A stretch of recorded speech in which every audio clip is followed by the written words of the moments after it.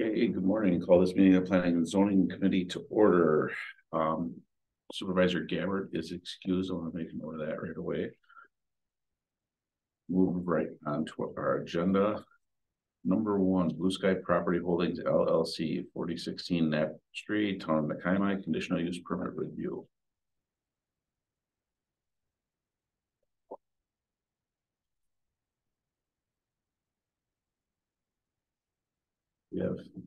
So we have not had any issues with this site, no violations, no complaints, to our knowledge. Okay. Everything looked really good. Any discussion? Accepting motion. So moved. Second. Do we have to actually do with the review? Do we have to vote on anything on this? No. No, okay. only if you'd like to re-review it. Okay. Do we want to re-review it? I wouldn't say on this. I know we talked about when they started on the other side that we would, so that would be a new application, right? And that would be the same address. So I don't think as far as on this one, I don't need to anyway. Yeah. I don't know. I don't. So I don't either. Yeah, and Maribel said she had some things she wanted to discuss, but it was budget related, so she didn't have any issues on this when she let me know she wasn't going to be here. So, okay, well, that we'll move on to number two. East St. Pierre, 507 Vassar Lane, Town of Nina zoning map amendment.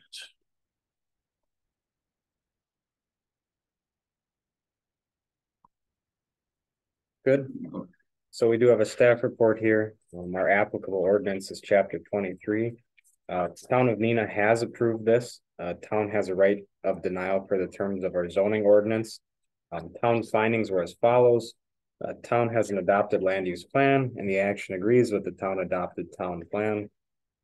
3, there were no objections. 4, proposed use is compatible with adjacent lands, and our recommendation is for approval.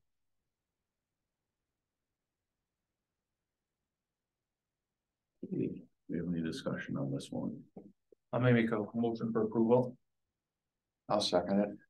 Moved and seconded. I would also make mention the fact that in the staff report, if this goes to the county board, it needs to get changed to indicate that it's a sewered lot. Make sure that that's on because that was incorrect at the public hearing. Where would you like that? Well, it's in your staff report under sanitation. And it says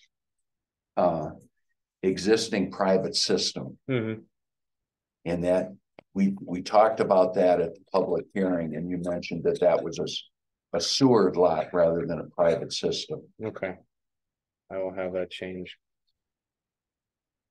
Yeah, I can see Supervisor Eisen picturing on that one.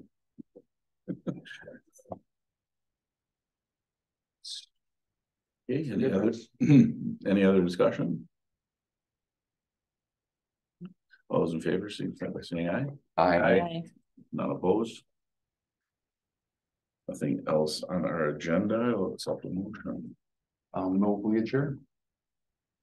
Second. It's been moved and seconded. All those in favor? Aye. Take your turn. Bye, Karen.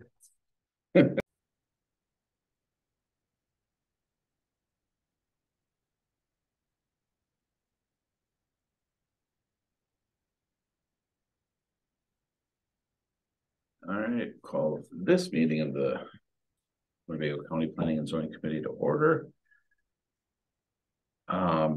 First item on our agenda is approval of minutes from August 29th public hearing, September 8th deliberative and planning, September 8th or 22nd viewing, and September 26th public hearing. I have a motion. I have a correction to make on. Do We you want do the that motion after first? Yeah. Okay. Move to approve. Second. I'll second it. Okay. But I also have a question. Right, moved and seconded. Go ahead, Howard. Okay, I have a correction on September 8th. Under discussion item number 4, I would like to add the paragraph that reads, H. Miller presented a memo from Ann Henning, Senior Staff Attorney, Wisconsin Legislative Council, to David Murphy, dated July 29th, 2020. The memo outlines joint jurisdiction between towns and county in shoreland zoning matters.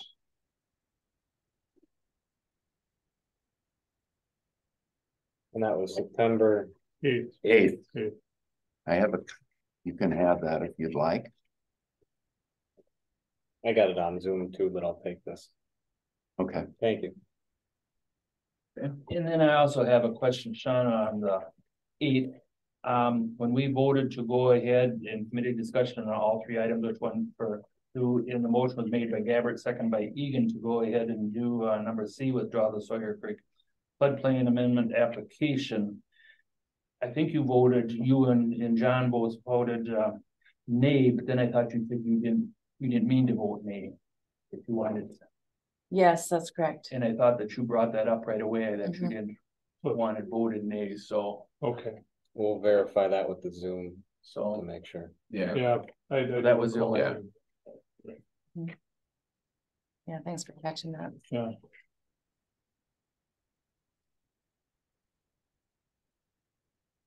Anything, any other additions, deletions, and the like? Okay. All those in favor of approving with the addition and the correction? Start by saying aye. Aye. None opposed. Item number 2, public comments on agenda items.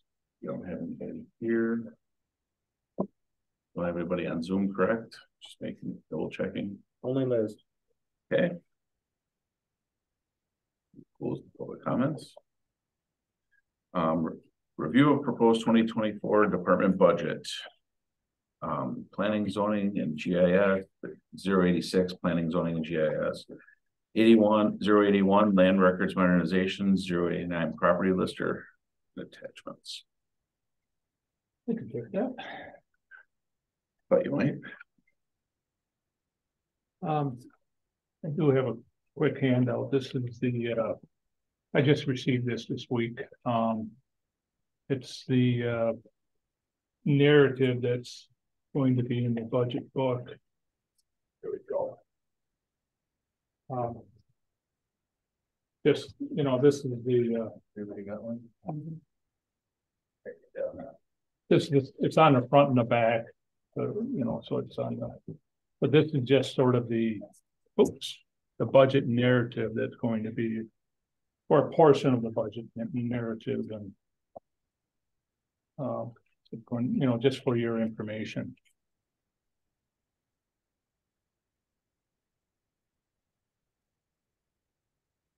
I also included in the packet just a summary of the budget, the 2024 budget.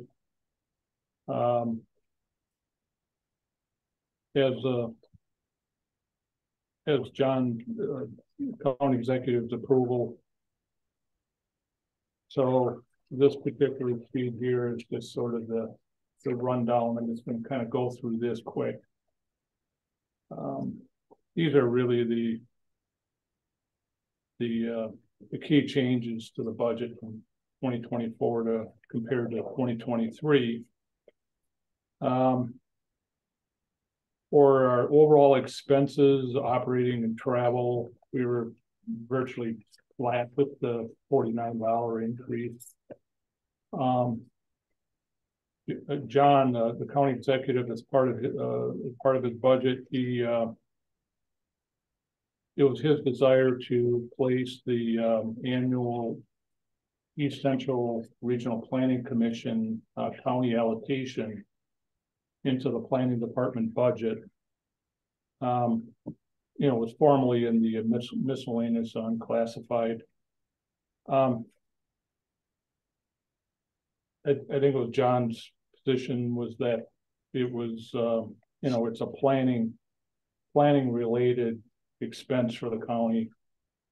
I don't know if you have any more insight on that, Paul, but it's not going to change the overall county budget one way or the other. It's just where the money is being placed, I guess. He did that with a few other miscellaneous and unclassified to try to put it in more of their home than having a bigger miscellaneous and unclassified. Yeah. So, I think from here moving forward, that'll be as part of our planning budget. So the overall expenses increased nearly $169,000 because of that. For the revenue side, overall, the net revenue is proposed to increase just a tad over $20,000. We do propose in the budget some permit increases. I've outlined those there. At the same time, we do anticipate downturn or in the number of permits we've been receiving. Due to potential economic trends, downward trend and activity. And assuming that happens, we've offset some of that with some permit increases. And you'll see them there. We anticipate or propose to increase the zoning permits by $20, sanitary permits by $50, stormwater by $30. And we have a variety of different stormwater permits.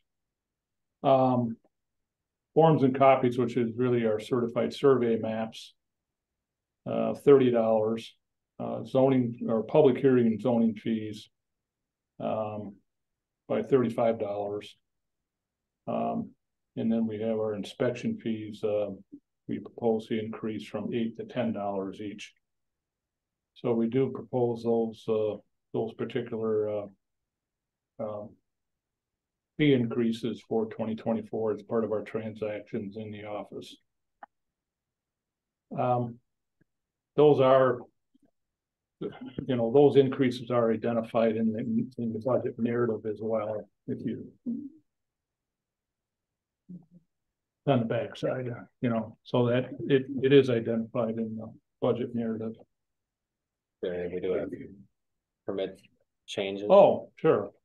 Over the years, there should be 4 there. Oh, okay. Thank you. Percent change. Yeah, so just for your information.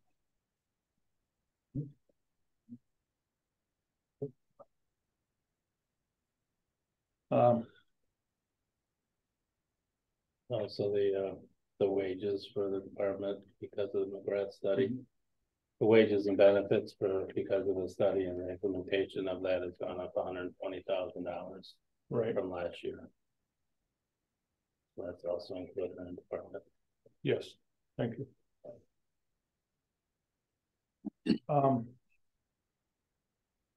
We also have an increase in the amount we transfer from the land records account to offset some GIS costs.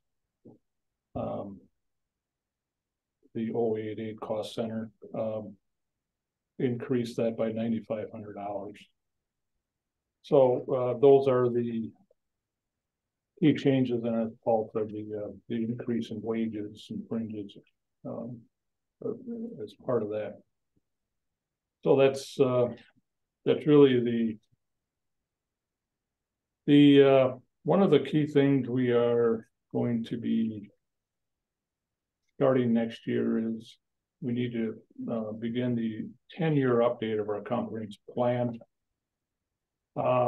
as required by state law.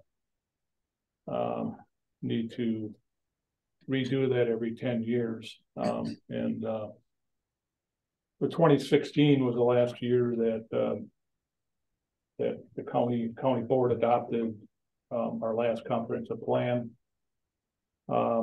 It's due in 2026, but need some lead time up to that point to, work with a local committee or town committee of the towns and so forth. You know, to build up to that 2026 time frame in which we need to adopt the new comprehensive plan, the new 10-year update. So we did set aside some money in our land records modernization budget to cover the cost for, you know, we may hire out for a consultant to assist us with that process. And that is shown in our land records modernization budget. If you look at this sheet here, this is a synopsis of our land records budget right here. And this budget is project-based. Again, it is funded, the self-funded cost center. Every $8 of every $30 recording fee in the Register of Deeds office goes into this account for, again, land records projects. And as part of that, the comprehensive plan is shown for 2024 on the right side here as part of one of the projects that we propose to begin next year. This particular account does have a rather large reserve balance at this point, and we do anticipate eating into it by about $134,000 for 2024. Part of the reason is, again, we do have a fairly large fund balance here, and also the number of recordings, the $8 for every recording. There's the Register of Deeds is looking at a decrease in the number of recordings, so our revenues overall, we will see it. We do have a potential for a drop in revenue. So we do anticipate some use of that fund balance for 2024. Yes. Sure. When you say eat into it, that $100 and some thousand, that Sure. mean it's going to be coming out of and put into the someplace else, other than this is going to be taken from your budget and that extra money taken and put into someone else's budget? No, that's when I say eat into it. Basically the number of projects we propose for 2024, it strictly stays within this account. Okay. It's strictly for this account only. It's And the that's fund- all by state law. The fund balance. Yeah. For land, for this, it has its own fund balance. Yeah. Yeah. He's taking out of that fund balance. Right. Last year they took like 103 out. This year's 140 based on the Register of Deeds said her recording fees are gonna go down by $65,000. But it will be staying in the planning and zoning. It won't Yes. be No. going to offset. No, it will not be going to anybody else's Right. budget. No. I know that's happened. Yeah, no, that has not happened. Yeah. Okay, thank you. Where are we sitting on the balance? If you look at the very bottom of that sheet, Okay, you'll see the number okay, 524, 578. Yeah, at the end of 2022, that was the fund balance for the land records fund. And if we spent every dime as we propose, this account will still have, by the end of next year, we'll still have around $400,000 fund balance in it. So still it's, you know, we'll still be have a nice cushion there. There was just a little history back in, what was it, 2009, I think it was, when we had the so-called Great Recession. just because of the number of recordings were so far down, our revenues were so far down that we actually, this fund balance actually went down to almost zero. So we've been slowly building it up over the years since then. And so now we're pretty safe at this point, and you know, we don't want to, you know, draw that thing down too far here, but you know, I don't know what the rule of thumb generally, Paul, is, you know, from an accounting standpoint, but you know, it's we're okay for the time being, and Yeah, that's the whole, we're looking at all our fund balance policies. yeah. We had a meeting yesterday in PNF regarding that. We're gonna come up with a new policy to look at all our fund balances. Yeah. And come up with a rationale of what's in there for each one, and hopefully 2 months is what I told Supervisor Cott, so. So any questions at this point? Any? Yeah, I have one. Sure. Right above the comprehensive plan on that sheet, Okay. there's a $54,000 expense for LiDAR, Mhm. elevation data processing. Sure. As one who uses that information on the Okay. website on a frequent basis, Uh-huh. I'm kind of curious as to what this Sure. expense is. Do you update a portion of the county every year, or? I'll throw that one to Adam. These are. So we worked with a collaborative project with a few partners that were flying large areas. The county actually got flown last year, and because some of the delays with COVID, the other partners had a delay in their process. So the delivery is not going to be done until the end of this year, and then we need to get that data converted into our coordinate system so we can put it on the website, make it available to land conservation and other municipalities in the county. So the data has already been acquired. We just need to have it processed and changed to meet our specifications. And there's a few things that we're doing to like narrow the stream so we can get better definition for land conservation, so they can get better utilization of that data. So it's an entirely data collection for the entire county that was done last spring. And the partners or other counties? There were other counties, and it was a grant process.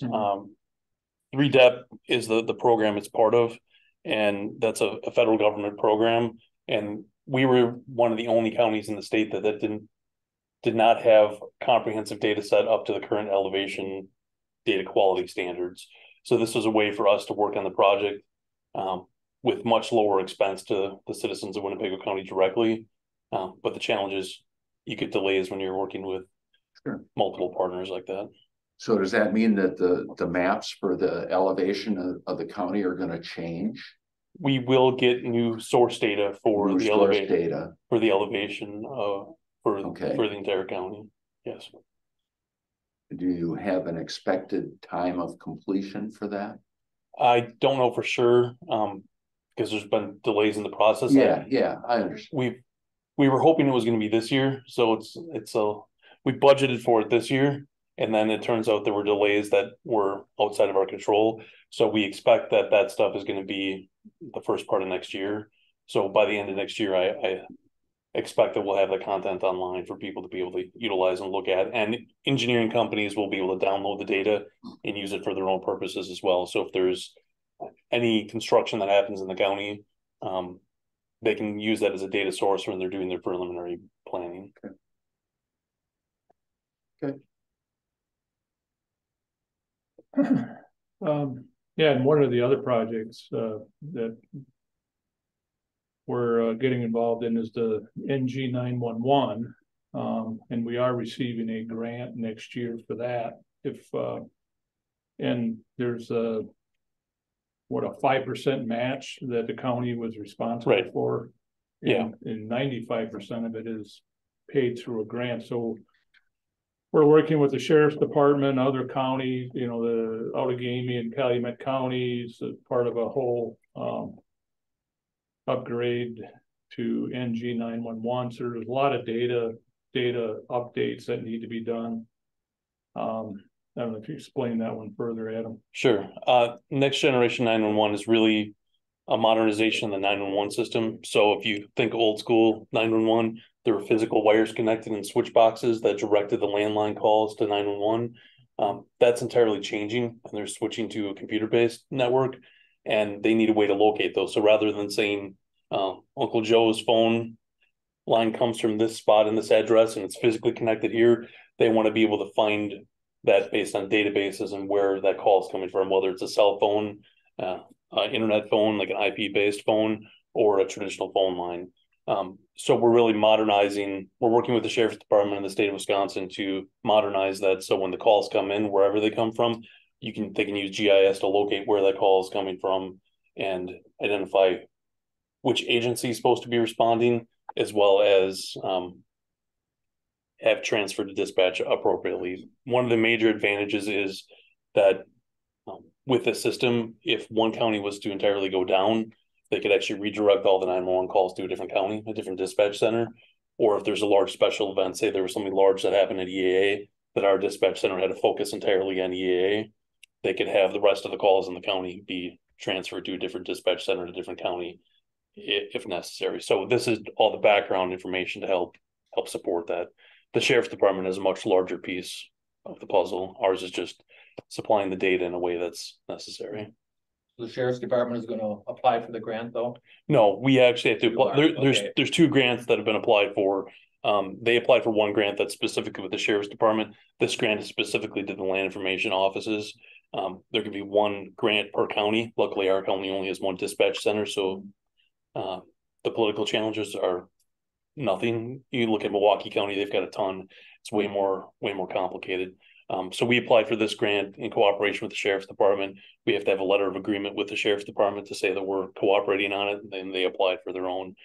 We anticipate hearing back by the end of the month from the Department of Military Affairs if we've received the grant.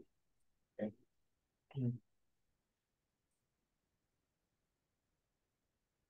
Any other questions on that? If not, we have the property lister. We have Liz with us today. Basically, the property lister, and that should be toward the back of the packet here. You know, the property lister's budget is basically all the municipalities in the county. What is it? 18 municipalities, Liz? Yes, there's 18 of them. So it's all the munis in the county except for the city of Oshkosh, city of Neenah, city of Menasha, and the portion of city of Appleton that sits in Winnebago County. So that's yeah. Oh, yeah, go ahead. Sorry. So that budget is totally funded by those municipalities that we just listed, except for the one line item, which is office supplies 53000. That gets pulled out and put into the general fund, and that's by state statutes. And in my budget this year, that line item, the 53000, did go up. And out of the budget amounts that I can control, that was the one that went up the highest. And that budget has to pay for tax bills. And it's the blank copy where the front is blank. There's a horizontal line, 2 vertical lines, and then the backer of the bill. And we get a better price if we buy more tax bills, but as the past few years, the state has been mandating that we have to purchase all new bills every single year because they changed something on the back of the bill and they don't allow us to use our stock from the year before. So the company that I usually got those bills from, they usually cut me a really good deal. Well, they sold that now, and the prices went up about 20% for this year. So I'm just anticipating for next year. I don't know what kind of level they're going to stay at. If they'll continue to have it go up, I'm sure it just depends on whatever their prices for paper is. The one thing I wish that the state would do is if they want to make these changes, then I wish that they would be forking out the money for these tax bills. But of course, they're not going to do that.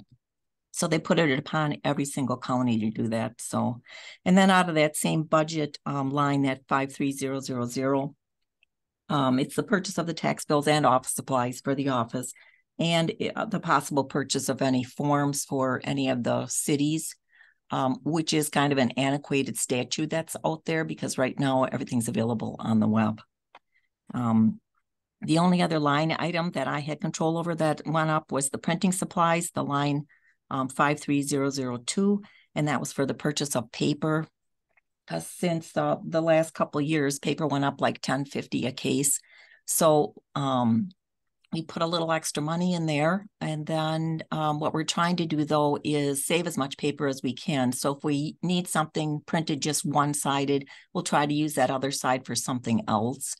And otherwise, we print two-sided on everything. But other than that, the things that were in my control, that was the only two items that I really had to raise for this year. Are there any questions?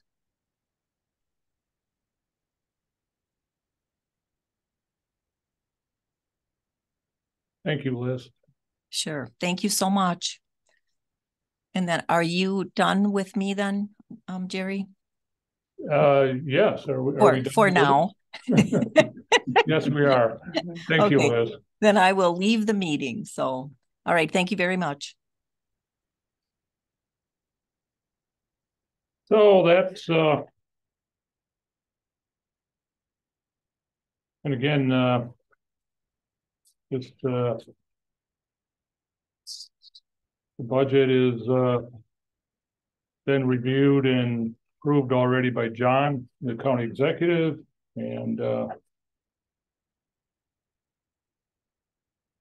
any other questions? Thank you. Did you actually get to go ahead and sit right down with John, or who all was in that room? It was a big question last time, so I just want to know. Yeah, I appreciate the question. Yes, we had a set date with John, and we met with John and you know, Ethan and Mike Halford and Paul, finance director, Carol Buchel, and my staff, myself, Adam, and Carrie, and Liz. So, yes. Is there anything that you would ask where they got cut out? No, actually, pretty much what we proposed was approved by John.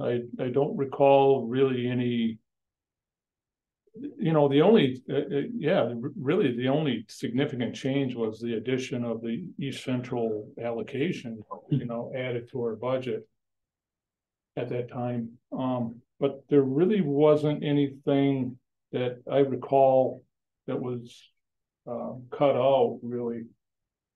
Not that I recall, I don't think there was. It was pretty much, I mean, usually our budget is pretty, I mean, comparing a lot of the other departments in the county, it's not as impactful as it is for some. So I'm going to ask you one more question. I know that John's your boss, so I know you got to be careful what you say. Okay. Why couldn't the chairman of the committee have gone in to set in on them like they used to years? Yeah, that's a county executive's prerogative, and that was his decision. Okay.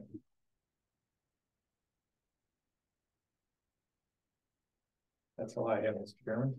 Thank you. Anyone else? I do have one question. Sure. What was the methodology used for the increases in the permits and fees? It's primarily just based on looking at the revenue levels and the corresponding potential decrease in the downturn of the transaction. So there's no hard and fast rule other than we don't want to increase them too much where it becomes a burden on folks, but at the same time to level off our revenue so there's not significant ups and downs in the amount of revenues that we project every year. We sort of spread this out a little bit and just nudge up the numbers. There's no hard and fast rule. Really. Well, that's why I was asking, because you have Yeah. like, you know, yeah, you could say 20% for the sanitary maintenance fee because you're actually 25%. And then you have, you know, what was it, $35 on $765. So it's, you know, Yeah. that's why I was asking. Yeah, correspond, you know, when you look at the number of actual transactions for each and every one of these, you know, obviously we're going to have a lot more zoning permits than we will public hearing items, for instance. So I've got a little bit more information. yeah, go ahead. Yeah, We did reach out to other counties in the surrounding area. That's what I was hoping. yeah. Yes. So I think we reached out to 10 or 15 other counties, and we were upon that under pricing our permits and such. So we're now up to almost ballpark of where everybody else is. The other thing is we haven't touched our fees since 2009. I know we updated our zoning permit last year by say $30. Those are going to be incremental in the next few years just to get us back up to where we should be. So we went to the middle of the pack. Yeah. So yeah, that's good. That's good information to have. Yeah. We didn't go by, especially, you know, especially with sanitary permits. Other counties charge upwards of $800 some. We charge $650 now if the budget is approved. $600 right now. We're only proposing $50. So yeah, we're still just inching our way up. We're not trying to put this all out on, you know, the county right away. Right. To do it. Yeah. Just good to hear that we're staying in the middle of the pack. That's usually a good place to stay. Yeah, we're, you know, trying to stay competitive. Yeah. Yeah, it would have been different if all of a sudden you just said we're kind of moving up in the, you know, then we'd have probably heard a few things. Yeah. So thank you. Anybody else? All right. Item number 4, review and action to forward town zoning changes to county board. So we have 4 of these today. We'll start with number 1 for Jay Schultz. Town zoning change, tax ID number 006040304, Town of Clayton. The town zoning change for Jay Schultz is consistent with Winnebago County's future land use plan. The town of Clayton approved the zoning change from R1 rural residential to A2 general agriculture district. And Winnebago County's future land use plan shows the future land use as agricultural and rural. Our recommendation is for approval. Motion to forward zone changes to county board for action. Okay. Also Move. I'll second. It's been moved and seconded. Any discussion on this item? Okay, seeing none, all those in favor of forwarding this, signify by saying aye. Aye. None opposed. Okay, number 2 is Christy Dirks, town zoning change, tax ID number 028092023, town of Winchester. The town zoning change for Christy Dirks is consistent with Winnebago County's future land use plan. The town of Winchester approved the zoning change from A2 general agriculture district to R1 rural residential district, and Winnebago County's future land use plan shows future land use as agricultural and rural. Recommendation approve a motion to forward zone changes to county board for action. I'll make a motion to approve. Second. Okay, it's been moved and seconded. Any discussion on this one? Seeing none, all those in favor signify by saying aye. Aye. None opposed. Number 3, Winnebago County town zoning change, tax ID number 026009901. Town of Vinland. The town zoning change for Winnebago County is consistent with Winnebago County's future land use plan. The town of Vinland approved the zoning change to P1 institutional and recreational park district, and Winnebago County's future land use plan shows future land use as agricultural and rural. Recommendation: approve a motion to forward zone changes to county board for action. move. I'll second. Okay, it's been moved to second. Any discussion? All those in favor signify by saying aye. Aye. Not opposed? Number 4, Sally Reinhardt, Town Zoning Change, Tax ID number 0260097, Town of Vinland. The town zoning change for Sally Reinhardt is consistent with Winnebago County's future land use plan. The Town of Vinland approved the zoning change to R1 rural residential, and Winnebago County's future land use plan shows future land use as residential. Recommendation, approve a motion to forward zone changes to county board for action. So moved. I'll second. Moved and seconded. Any discussion? See none. All those in favor signify by saying aye. Aye. Not opposed. And that's all we have. I just have one thing, hopefully that you guys, whoever goes through these to make sure they're all right, written right, before they go to the county board, because it kind of puts it whirl into some of the board members if there's one word that is. Understood. I was gonna bring the same thing up. Yep. Understood. All right, accept a motion for adjournment unless somebody has anything else. I move we adjourn. Second. Moved and seconded. All those in favor of adjourning? Aye. Aye. Meeting adjourned. Oh. That's. How do I gotta. How do you get them in that? Like What that? happened?